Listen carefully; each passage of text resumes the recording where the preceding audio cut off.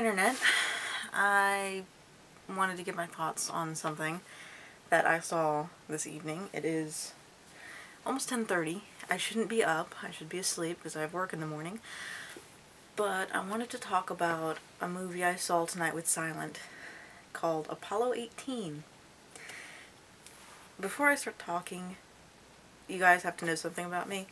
I love horror movies.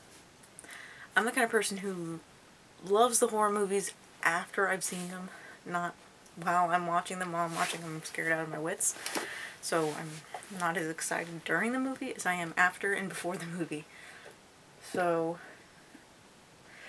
here it goes. Me and Silent went and saw Apollo 18 tonight. And I was scared. But after the movie we started talking about it, and I'm sorry he isn't here. I would love to do this review with him. But I'm not. So here it goes. It was good. It was kind of good. The atmosphere was excellent. The filmography was great. It looked like the time frame it was supposed to have been shot in. You know, the 70s, mainly with VHS. Hardly anything digital. So it looked really good. And it sounded really good. And the atmosphere was excellent. I love the atmosphere of this movie. Every little pop, every little crackle, every little, screen thing where it gets all dotty and whatever looks really good. It looks really authentic most of the time. Sometimes it gets a little meh. For example, Silent brought up one particular shot that is physically impossible unless they have an on-moon screen camera thing. I'm probably not making any sense. That was overhead and you could see them, and I was talking to him about it and we were arguing about it. And he was like, and I said maybe it was a satellite. He's like, no, satellites can't get that close. So that was one thing. By the way, I'm going to be spoiling a couple things if the title of the video didn't tip you off already. I'm going to be spoiling some things, so there's that.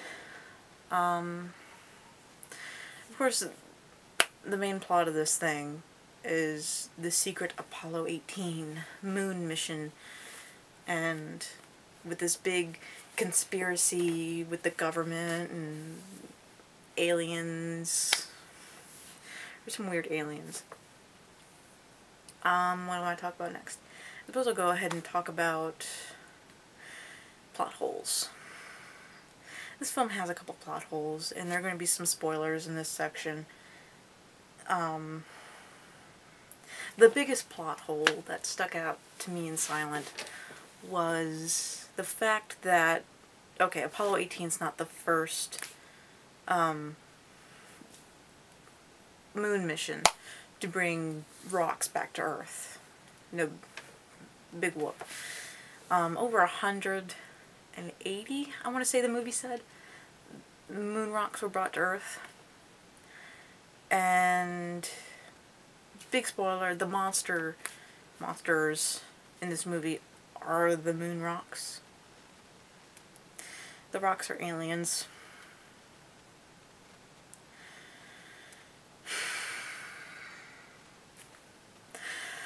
To me, they look like those crabs, that disguise themselves as rocks and then they get up and they move around. That's what they look like. They are moon crabs. Big moon crabs.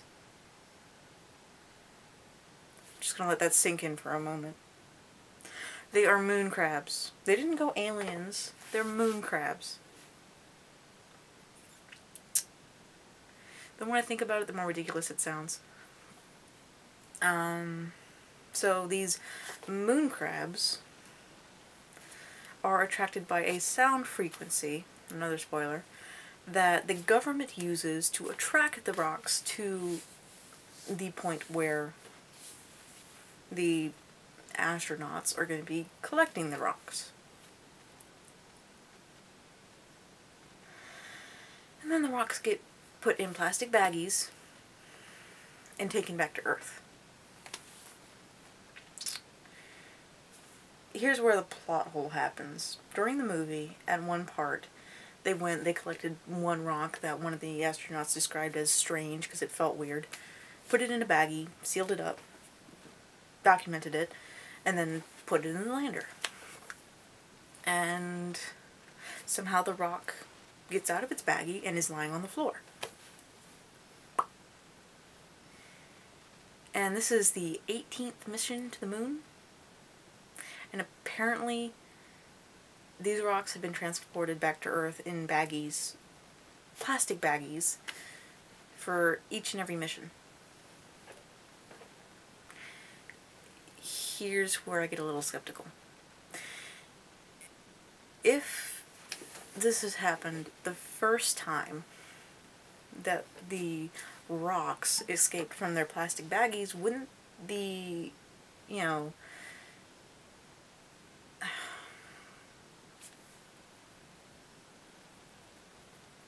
wouldn't the guys at NASA have, you know, instead made like a metal lockbox to keep the rocks in instead of plastic baggies? You would think that after, I said 18